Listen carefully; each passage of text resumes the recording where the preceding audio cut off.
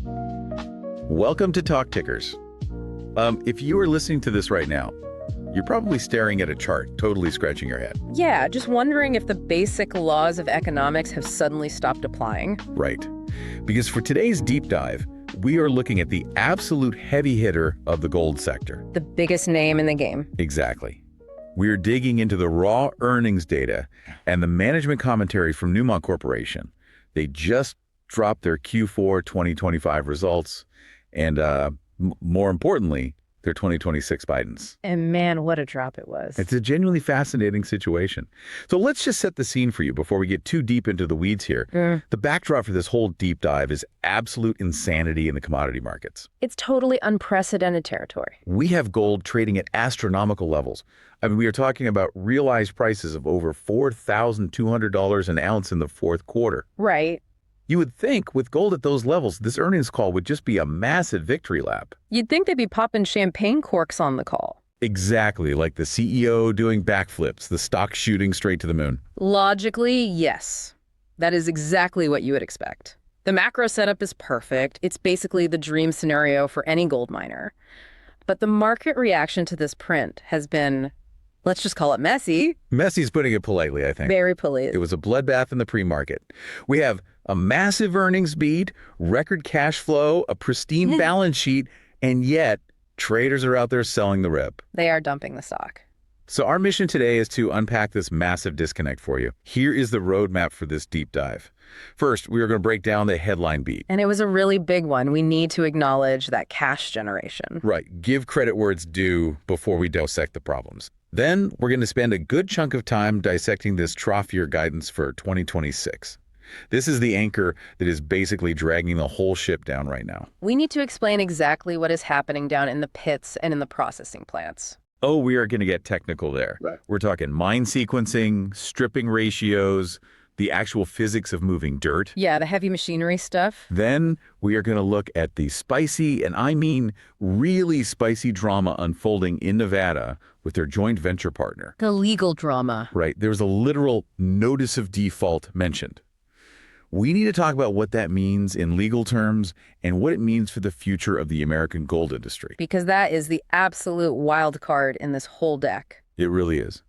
And finally, you want to stick around for the "This is not financial advice" segment at the end, where we are going to pitch a trade idea that bets entirely on a corporate divorce. It is such a fascinating setup. You have the price of the commodity at all-time highs, and the operator is essentially telling Wall Street, hold your horses, next year is going to be really tough. So let's jump straight into the results snapshot. Because if you just look at the headline numbers, without even glancing at the guidance, this looks like an absolute blowout quarter. Oh, it absolutely was a blowout in terms of current performance. Let's just look at the top line for a second. Revenue came in at $6.82 billion. Wow. Yeah. And to give you some context on that, the consensus on the street, all the smart analysts in New York were modeling, they were looking for about $6.19 billion. So they beat revenue expectations by roughly $630 million. Exactly. That is not a rounding error. That is a massive chunk of change to just surprise the market with. It represents a 20.6% jump year over year. And in a mature, heavy industry like mining, seeing 20% top-line growth is incredibly rare unless you literally just bought a competitor. So this wasn't an acquisition bump. No, this was pure organic revenue growth driven almost entirely by price. And it flowed right down to the bottom line, didn't it? It sure did. Non-GAAP adjusted EPS hit $2.52. Okay, and what was the street looking for there? The street was modeling somewhere between $2 and $2.05. So they beat earnings per share by nearly 50 cents. Yeah, and in the world of large cap miners, a 50-cent beat is just enormous. The GAAP EPS was $1.19 diluted, but the adjusted number, the one that strips out the weird one-time accounting items, that's what the market actually trades on. Right, the core operating earnings. Yeah. Okay, so they beat on revenue, they beat on earnings. But I think we really have to talk about why they beat. The elephant in the room. Exactly. I mean, operational execution is definitely part of it, but let's be real here. If I'm running a lemonade stand and the wholesale price of lemons suddenly jumps 500%, I am going to look like an absolute financial genius, regardless of how good my lemonade actually tastes. That is a very fair assessment. The macro wind at their backs was basically hurricane force this quarter. It's the gold price. It's all about the metal. The realized gold price for the fourth quarter was $4,216 per ounce. $4,216. Just a few years ago, people were praying for 2,000. Right. And for the full year, the realized price was $3,498 per ounce. That is up 45% year over year. That's incredible. When you are selling a physical product and the global price of that product goes up 45% in a single year, you are going to print money. You basically cannot help but print money unless you accidentally stop mining entirely. And print money, they definitely did. Let's pivot and talk about the cash flow, because this is the metric that I think really matters for the long-term bulls listening to this. Cash is king. Always. Earnings can be manipulated. You can play games with depreciation schedules and amortization out in the future, but cash in the bank is a hard fact. And they are the undisputed cash flow king right now. Let's look at the fourth quarter alone, just those 3 months. They generated $2.813 billion in free cash flow. Almost $3 billion in a single quarter. And for the full year, they hit a record free cash flow of $7.299 billion. $7.3 billion in free cash. That is just staggering. That is the GDP of a small country. It really is. But the most important part of this story is what they actually did with that cash. Right, because miners have a history of doing dumb things with cash. Exactly. They didn't just let it sit there burning a hole in their pocket, and they didn't go out and blow it on some giant overpriced vanity project. They used that cash to meticulously clean up the balance sheet. They ended the year in a net cash position. Okay, can we pause right there and just explain net cash position? For the listener who might not be a CPA or a financial analyst, why is that such an incredibly big deal for a gold miner specifically? Sure. So almost every major company has debt, and every company has cash sitting in the bank. Net cash means that if Newmont took all the cash they currently have in their checking accounts and just paid off every single bond, every single bank loan, literally every cent of debt they owe to anyone, they would still have money left over. So they are completely unencumbered. Exactly. For a highly capital-intensive industry like mining, where you have to build these massive billion-dollar factories in the middle of nowhere by fleets of trucks and deal with wildly volatile commodity prices, having a pristine balance sheet at the top of a cycle is exactly where you want to be. It gives you options. It makes you bulletproof. If the gold price suddenly crashes tomorrow back down to $2,000, Newmont is totally fine. They do not have creditors banging on the door demanding interest payments. So just summarize the scorecard for me so far. You have a massive revenue beat. You have a massive earnings beat. You have record free cash flow. You have a net cash balance sheet. You have the commodity itself sitting pretty over $4,000. It sounds perfect. It sounds totally perfect. Yeah. And yet, let's talk about the actual market reaction. The sell side of the equation. The stock popped about 2% after hours immediately when the numbers crossed the wire. But then, as people actually started reading the fine print and the guidance, sentiment soured incredibly fast. Pre-market, the stock was down about 3.5%. It's the classic good quarter, bad guidance disconnect. The trading algorithm reads the headline beat and instantly buys. The human analyst reads the 2026 outlook and immediately sells. So let's figure out why. Why on earth sell a stock that just delivered record cash flow? The answer lies entirely in 2026. Which brings us to our first deep dive section, the 2026 kitchen sink guidance. Management is officially calling 2026 a trough year. Now, in mining speak, a trough year basically means, hey guys, we're going to produce a lot less and spend a lot more, so please don't be mad at us. It's the corporate gap year. It's the year they take off to go find themselves in Europe. Let's look at the production drop first. What exactly are they guiding for? They are guiding for 5.3 million ounces of attributable gold production in 2026. Now, context is everything here. In 2025, the year they literally just finished, they produced 5.89 million ounces. Wow. Okay, so you are looking at a drop of nearly 600,000 ounces year over year. It's a significant step down. That's roughly a 10% drop in total production. And in a bull market, you want to be selling as much volume as physically possible. You want to be maximizing your exposure to that $4,200 gold. So why are they cutting production right now? The official reason given on the call is mine sequencing. Mine sequencing. I swear I hear this exact term on every single mining call when things go wrong. It sounds like a really convenient corporate excuse. Is it actually real? Can we unpack what that actually means in the physical world? It is very real, and it's essentially a giant physics problem. Think of an open pit mine like a massive layer cake. Okay, I'm with you. The gold isn't distributed evenly throughout the rock like sugar mixed in batter. It's in specific layers that's the filling of the cake. But to get down to that delicious filling, you have to eat through thick layers of dry crust. A waste rock. Exactly. This dynamic is called the strip ratio. Sometimes you have a lucky year where you are mining mostly the gold layer that's a low strip year. You're just scooping up cash with an excavator.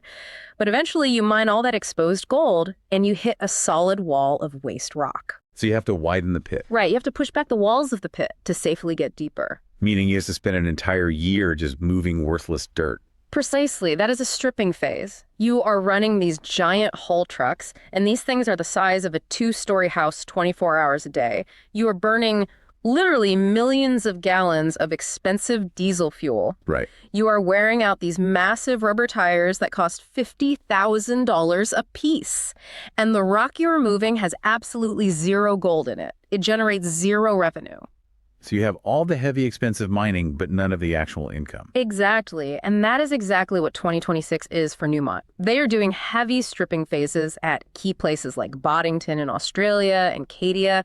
They are doing the really hard, expensive work right now so they can finally access the high grade or the next layer of filling in 2027 and 2028. But for 2026, it means fewer actual ounces coming out of the mill. And fewer ounces means the denominator in your cost equation gets a lot smaller, which automatically drives up your unit costs. That's the second part of the bad news, isn't it? The cost inflation.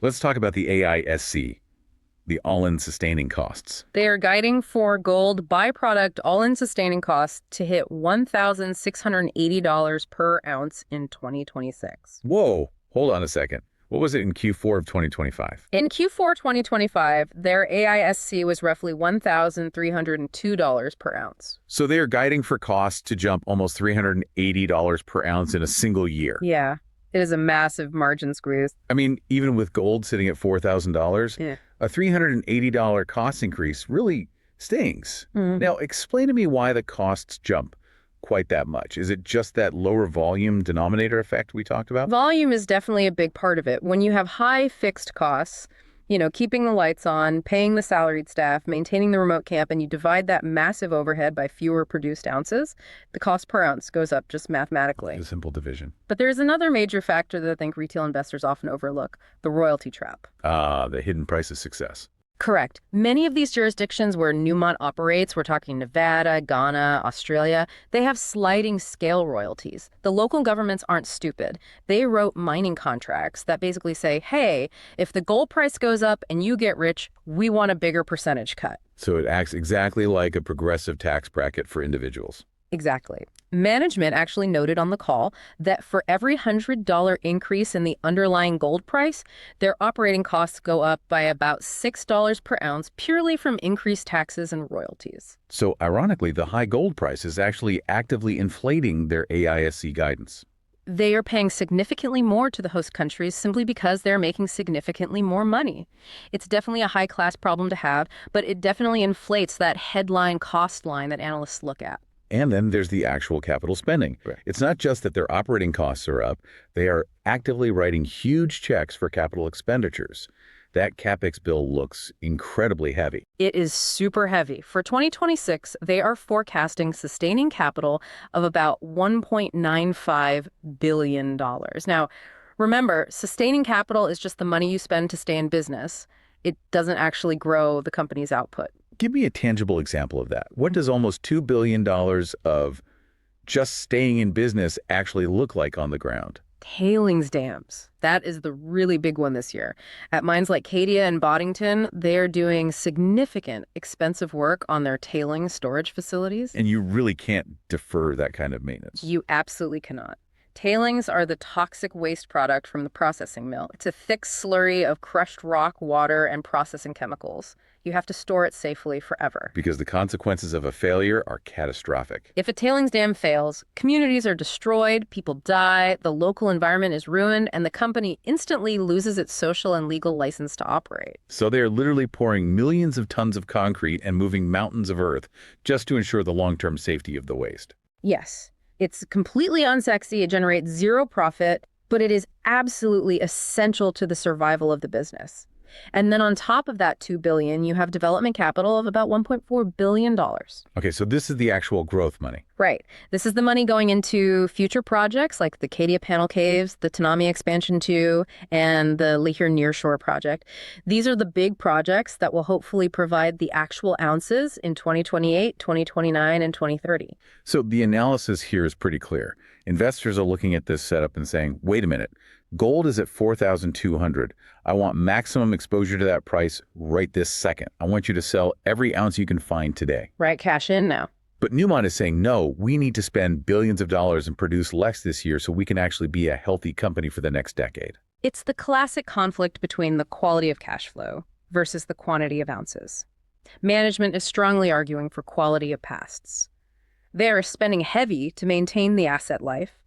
The market, which, let's face it, is often incredibly short-sighted and manic, just wants the quantity right now. They want the immediate sugar high. It really feels like Newmont is being the responsible adult in the room, and the market is the teenager who just wants to take the expensive sports car out for a joyride. That is a great analogy. Newmont is taking the sports car into the shop for a full transmission rebuild. It's super necessary, it's very expensive, and it means you can't drive the car for a week. But if you don't do it now, the transmission violently blows up on the highway next year. Let's move on to deep dive number 2, operational reality and the projects. Because underneath these big headline numbers, there are some very specific boots-on-the-ground operational stories, playing out some good, some bad, and frankly, some tragic. Let's start with the challenges, because they really help explain the why behind this painful trough year. The most somber note on the entire call was the formal acknowledgement of the fatality at the Tanami mine. Matthew Middlebrook, the CEO, Natasha Pune, started the earnings call by directly addressing this. Yes, it was a truly tragic incident. And I think we should pause to remember that mining is heavy, dangerous industry. It is inherently dangerous. People are working with massive, heavy machinery deep underground. When a fatality occurs, it is totally devastating for the entire site team. How does something like that impact operations? Obviously, the human safety element comes first, but there is an operational ripple effect, right? There definitely is. Operations were paused briefly out of respect and to conduct comprehensive safety checks, which is standard and necessary procedure. But specifically regarding the 2026 guidance, the shaft infrastructure work, the big expansion project there, is paused indefinitely pending the full investigation. Explain why shaft infrastructure matters so much to the timeline. The shaft is essentially the main artery of an underground mine. It's the high-speed elevator. It's how you get the miners and the heavy materials down into the earth and how you get the blasted ore back up to the surface. Right. They are in the middle of sinking a brand new, deeper shaft to expand the mine's life. If that critical path work is paused, the entire timeline for the expansion slips. It pushes that lucrative future production further to the right on the calendar. So that introduces a real bit of uncertainty into the timeline for the Tanami expansion. What about Boddington? I heard something on the call about bushfires. Yeah, Australia had a really rough December. Operations at Boddington were directly impacted by severe bushfires. That sounds absolutely terrifying. A mine is usually in a remote area, lots of dry scrub brush all around. Exactly. And the fires damaged some of their critical water infrastructure. These processing mills need massive, massive amounts of water to process the crushed ore. Because it's a slurry. Right. Now, they've repaired it and processing has safely restarted, but when you lose actual operating days in a major Tier 1 mine like that, you never really get those days back. It hits the quarterly numbers and it sets you back on your crucial stripping schedule. And then there's Yanacocha down in Peru. This asset has been a saga for years. I feel like every single time we look at Newmont, the master plan for Yanacocha has completely changed. What is the latest on the sulfides project? They have officially deferred the massive sulfides project indefinitely. They actually reclassified 4.5 million ounces of gold from reserve back down to resource. Okay, we need to explain it like I'm 5 on this one. What is the geological difference between the gold they are mining down there right now and these sulfides? Why is one so much harder than the other? Great question. So Yanacocha has been running for decades mining what's called oxide ore. Oxide ore is basically gold-bearing rock that has been heavily weathered by nature over millions of years. It's very porous. Like a sponge. Exactly. You can just pile that crushed rock up on a giant plastic pad, spray a weak cyanide solution over the top of it, and the gold literally dissolves and drips out the bottom. It's cheap, it's simple, and it's easy. This is called heap leaching. Okay, so it's exactly like making a giant pot of drip coffee. That's a perfect way to picture it. But they are slowly running out of that easy weathered oxide ore. Underneath it is the fresh rock, the sulfides. And that's harder to brew. Much harder. In sulfide ore, the microscopic gold is physically trapped inside tough sulfur minerals like pyrite, which is fool's gold. The cyanide water just bounces off. It can't get to the gold. So how do you get it out? To get that gold out, you have to build a massive, highly complex chemical plant called an autoclave.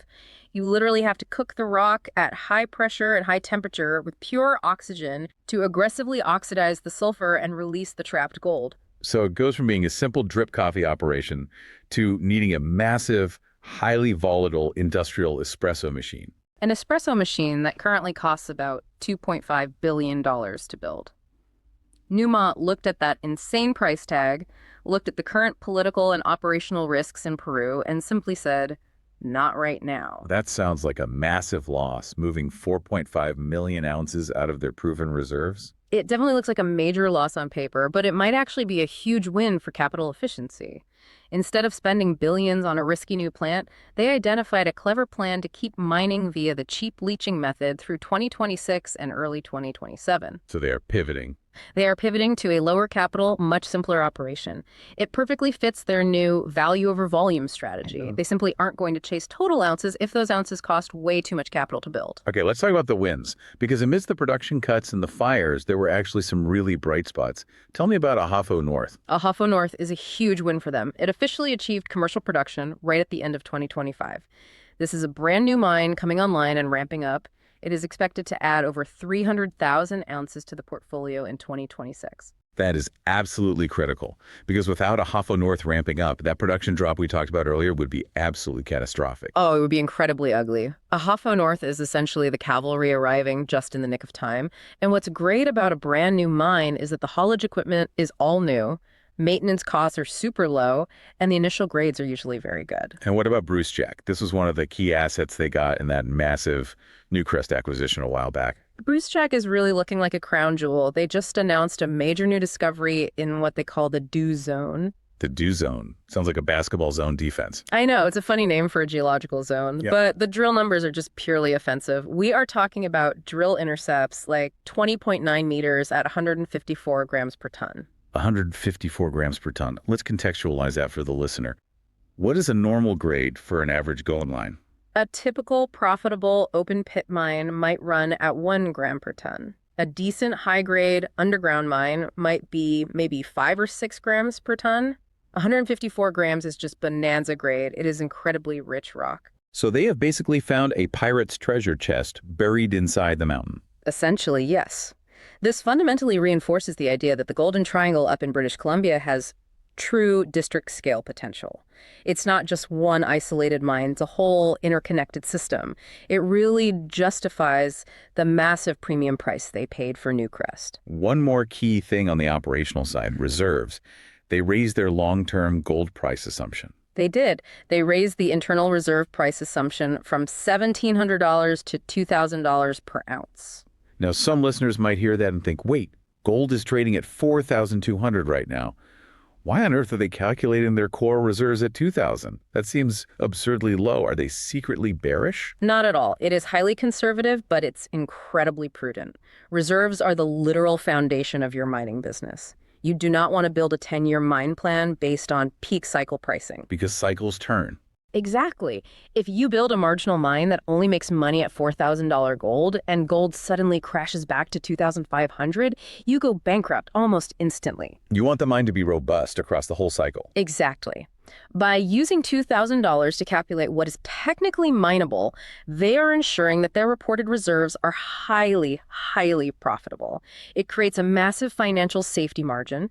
It means even if the global market totally collapses, Newmont is still cash flow positive.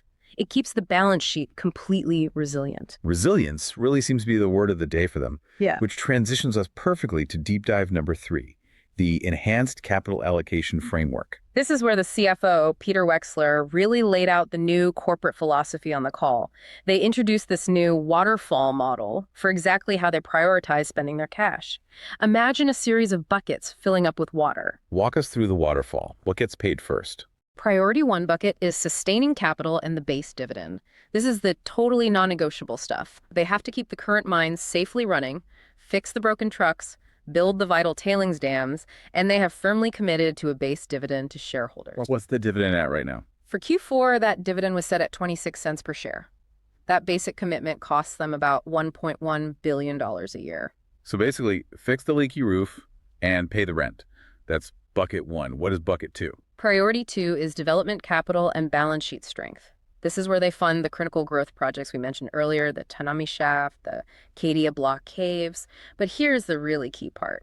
They have a strict, non-negotiable target for the balance sheet. What's the target? They want $1 billion in net cash with a structural buffer of plus or minus $2 billion. And they want to keep a minimum absolute cash balance of $5 billion at all times. They're just aggressively hoarding cash. They want an absolute fortress. They are terrified of the commodity cycle turning on them. They want to guarantee they are the last man standing if things get ugly. Okay, so bucket 1 is full, bucket 2 is full. What about the equity shareholders who are screaming for buybacks? Where do they fit into this waterfall? That is priority 3, excess cash. Buybacks are literally the very last bucket to get filled. And this is probably exactly why the stock is down so much today, right? 100%. If you are an aggressive hedge fund manager, you look at the record gold price and you say, leverage up the balance sheet, buy back 10% of the float, squeeze the short sellers. You want instant gratification. You do not want them putting buybacks last on the priority list. But Newmont is firmly saying, no. We're going to secure the long-term future of the business first. Exactly. In a heavy spending year like 2026, where CapEx is really high because they are furiously filling bucket 1 and bucket 2, the excess cash left over for bucket 3 might actually be quite small. The buyback machine might really slow down. They're managing expectations. Management heavily emphasized predictability over aggression. They are flatly refusing to overcommit to share buybacks if it even slightly jeopardizes that $1 billion net cash anchor. It's disciplined. Honestly, it's pretty boring. But it's probably the exactly right way to run a cyclical company that has been around for 100 years. It absolutely prevents the classic boom and bust cycle that usually kills mining companies. They're trying to be a boring, reliable compounder of cash. But boring doesn't always sell on Wall Street when the underlying commodity is going completely parabolic. Investors want excitement and leverage. Well, you know what isn't boring? Deep dive number 4. The Nevada gold mines conflict. This is where the script gets a little Hollywood. This was undeniably the most tense part of the entire earnings call, even if management was desperately trying to be diplomatic. You could practically hear the corporate lawyers breathing down their necks while they were speaking. Let's set the scene for this drama. Nevada Gold Mines, or NGM, is a massive joint venture. It's an absolutely sprawling complex of mines in Nevada, which is arguably the best, safest gold jurisdiction in the entire world. It's owned by Newmont and Barrick Gold, but Barrick is the designated operator. Barrick runs the day-to-day show. Right. Newmont owns 38.5%, Barrick owns 61.5%, and usually these massive JVs operate very quietly behind the scenes. But Newmont just dropped an absolute bombshell. They've issued a formal notice of default to Barrick regarding the Nevada gold mines. Notice of default. Yeah. That is serious legal speak for you are fundamentally breaking our contract. It's incredibly aggressive. It is essentially the nuclear option in a corporate partnership. And the specific issue they cited was operational performance and management. Ouch. So Newmont is basically publicly telling Barrick, you are running this premier asset into the ground and you are violating our operating agreement by doing such a bad job. That is exactly the strong implication. During the Q&A session, the analysts aggressively tried to pry more details out of them. One analyst directly asked about the timeline for legal resolution. Management was super tight-lipped, obviously citing strict confidentiality provisions, but they firmly emphasized the critical need to improve performance and maximize shareholder value. And if you look closely at the 2026 guidance we talked about earlier, it explicitly incorporates lower than expected ounces coming from Nevada. So Newmont is proactively telling the market, hey, our total guidance is down, partly because our partner in Nevada isn't delivering the ounces they promised. Exactly. They are basically throwing their JV partner directly under the bus. This isn't just a polite disagreement over lunch. This is a highly calculated legal maneuver. It strongly suggests the relationship between the two biggest gold giants in the world is fraying significantly. What is the high-level strategic reading here? Why file a hostile default notice right now? Newmont is aggressively asserting dominance. Remember, Newmont currently has that fortress net cash balance sheet we talked about. Barrick has been struggling a bit more with their own global operational issues. Newmont might be legally preparing for a forced breakup or a major restructuring of the joint venture. If Barrick is formally found in default, could Newmont try to legally take over operatorship of the mines? It's totally possible. Or perhaps they force a physical split of the massive assets. They might say, look, this marriage isn't working anymore. We want full ownership of the Cortez mine back and you can keep Carlin, or something structural like that. It's ultimate power play. Fix the operations immediately or we dissolve the marriage entirely. Exactly. And with gold sitting pretty at $4,000, the stakes in Nevada are literally worth tens of billions of dollars.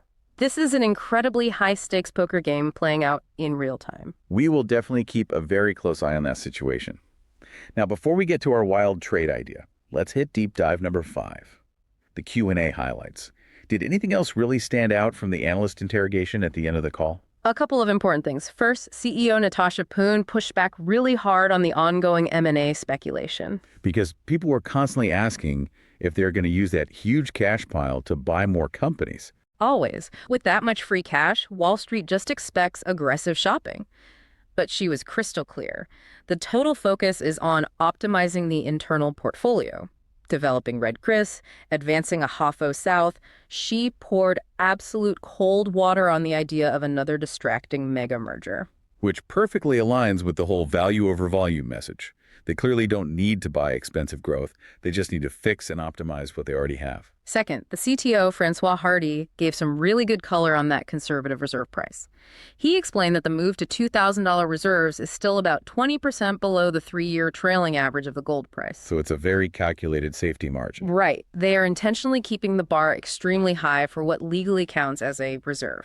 And there was a quick note on taxes that caught my ear. Yes. This is a massive cash flow headwind coming in Q1 of 2026. They are officially expecting over $1 billion in direct tax payments in the first quarter alone. Just writing a $1 billion check to the government. Exactly. This is solely due to the massive record-high profitability they achieved in 2025. So investors need to prepare for a seemingly weak cash flow number in Q1 just because the tax man cometh. Correct. It's a very high-class problem to have paying huge taxes on record windfall profits, but it will optically hit that Q1 free cash flow metric hard. So don't panic when you see the Q1 cash number temporarily drop. It's literally just a massive tax bill clearing the bank account. Okay, we have thoroughly covered the big earnings beat, the painful trough year guidance, the strict capital waterfall, and the spicy Nevada legal battle. Now, it is time for the segment where we throw caution completely to the wind. Standard disclaimer time for everyone listening. We are just two voices talking into microphones. We are definitely not your financial advisors. Do not ever execute a trade based on what we say here. We are purely speculating for entertainment purposes only. Exactly. This is not financial advice. So what do you have for us today? Today's trade idea is heavily inspired by that incredible tension out in Nevada. I am calling it the Nevada divorce arbitrage. Oh boy, I love the name. How exactly do we play a potential corporate breakup? Here is the raw setup. We have two massive Tier 1 miners locked in an aging joint venture. One, Newmont, just aggressively served the other a formal default notice. Total production in Nevada is visibly underperforming. Newmont has the flawless net cash balance sheet. The partner is the one clearly under intense pressure to fix the broken operations. Okay, the board is set. I'm listening. What's the actual trade? Leg 1, you go long Newmont. They're the ones aggressively applying the legal pressure here. They have the massive cash hoard to sustain a fight. They are legally positioning themselves as the aggrieved party in this developing narrative. Right. If the JV eventually dissolves or is forced to restructure, Newmont likely walks away with either the much better physical assets or a massive financial settlement. Plus, you get to collect that nice base dividend while you patiently wait for the lawyers to hash it out. And what is leg 2? Leg 2. You short the JV partner, the current operator. If this hostile default notice gains real traction in the financial media, it heavily implies deep operational incompetence on their end. It's a huge reputational hit. Exactly. It severely hurts their hard-earned reputation as a flawless Tier 1 operator.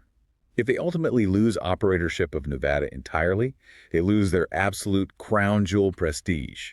The massive market premium they enjoy for being a major operator just evaporates overnight. So by structuring it this way, you are completely hedging out the underlying gold price risk. Exactly. You are long one gold miner and short the other gold miner. You genuinely don't care if gold goes to 5,000 or crashes 3,000. If gold crashes, both underlying stocks go down, but your short position makes you money. If gold completely rips higher, both stocks go up, but your long position makes you money. You are totally neutralized on the volatile commodity itself. You are levered specifically to the corporate breakup and the final legal outcome. You are fundamentally betting on the valuation spread between the two companies widening as this drama plays out. The ultimate catalyst is a forced legal dissolution of the JV, or a major renegotiation of terms that heavily favors Newmont's side. Precisely. If Newmont successfully forces a split, the value unlock for them could be absolutely massive. They could take back direct control of their half of Nevada and run it exactly their way. Meanwhile, the partner is left awkwardly explaining to their furious shareholders why they essentially got fired from running their own flagship mine. It is totally wild speculation, I admit. It assumes the legal battle inevitably escalates, rather than settling quietly. But structurally, it's a deeply interesting pair trade to think about. It's a really smart way to play the corporate drama without having to bet your house on the unpredictable price of gold itself. Again, to be completely clear, do not do this trade. But if you start seeing headlines next month about armies of corporate lawyers descending on Elko, Nevada, just remember you heard the theory here first. It would certainly change the entire landscape of the global mining industry overnight. So let's wrap this massive deep dive up. What is the final overarching takeaway for the listener today? Basically, Newmont absolutely crushed 2025. They smartly used $4,000 gold to meticulously clean up their balance sheet and generate $7.3 billion in free cash. But looking forward, they're asking investors for serious patience.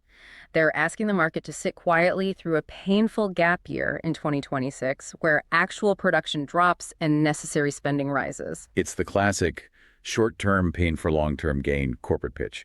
It's essentially the financial marshmallow test. Can you patiently wait for 2 delicious marshmallows later, or do you violently need to eat the one marshmallow right this second? It really is. And the market is clearly failing the test right now. They're aggressively punishing them today for taking the gap year. But with a pristine balance sheet and that much ongoing cash flow, Newmont is confidently playing the long game. They are fixing the mines, paying the steady dividend, and potentially preparing for a massive legal war over the Nevada assets. If you can stomach the inevitable volatility of the trough year, the fundamental setup for 2027 looks incredibly robust. But for right now, the market is purely in show-me mode. They want to see the actual dirt move before they award a higher multiple. And with gold hovering at these historic levels, show me is a very dangerous game for management to play. If their operational execution slips even slightly further in 2026, the market will be incredibly unforgiving. Now, before we sign off, I want to leave you with one final, totally provocative thought to chew on, something we didn't really touch on today. Oh, lay it on me. What if this incredibly aggressive default notice in Nevada isn't just about operational disagreements? What do you mean? What if it's actually the very first domino in a massive government-driven global consolidation of Tier 1 mining assets? Like national security creeping into corporate boardrooms. Yeah. Exactly. With gold at all-time highs and critical minerals becoming geopolitical weapons, what if Western governments are quietly pressuring these majors to either fully consolidate their safe jurisdiction assets or aggressively break apart dysfunctional partnerships to ensure maximum secure domestic production? Wow. So the legal fight might just be the surface layer of a much deeper geopolitical realignment of American gold. Exactly. Something to think about while you watch the ticker. Thanks for listening to Talk Tickers. Keep your eyes carefully on the spread, watch out for falling rocks, and we will definitely catch you on the next deep dive. Goodbye, everyone.